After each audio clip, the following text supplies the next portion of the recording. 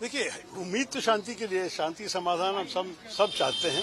आपको पता है कि इस युद्ध के कारण हमारे देश पे काफी असर पड़ा है और हमारे भारत के रसोई पे भी असर पड़ा है। तो हमारे इंटरेस्ट क्या है? शांति ही है, समाधान ही है। तो हम चाहेंगे कि जो कुछ हो गया कि ये युद्ध खत्म हो जाए और हम दूसरे तरफ चले जाए, क्योंकि आजकल आपको पता है कि कितने डिस्रप्शन हो चुके हैं। एनर्जी सिक्योरिटी कम हो गया है। हमारे देश पे एक बहुत बड़ा प्रतिशत नेचुरल गैस और लिक्विफाइड पेट्रोलियम गैस दोनों वहां से आते थे, मतलब कतर से, बहरीन से, उस तरफ से, और स्ट्रेट्स ऑफ हॉर्मुज के रास्ते से आते थे। अभी आना बहुत मुश्किल है। जब युद्ध चलता है तो नामुमकिन भी होता है कुछ दिनों में।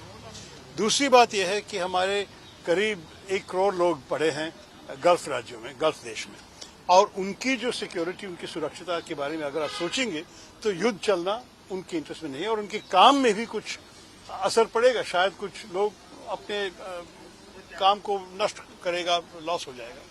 तीसरी बात यह है कि जो कुछ वहां से आते हैं उसके उपयोग हमारे सिर्फ रसोई में नहीं, और ढाबा भी बंद हो रहे हैं, रेस्टोरेंट में तकलीफ हो रही है, वो सब छोड़ दो, उसके अलावा हमारे फैक्ट्रीज में भी असर हो रहा है। आप शायद सुने होंगे कि सूरत में सेरेमिक फैक्ट्रीज बंद होना पड़ा क्योंकि उनके सप्लाईज नहीं मिले। हीलियम आते हैं वहां से, सल्फर आते हैं, फर्टिलाइजर हमारे कृषकों के, हमारे किसानों के लिए।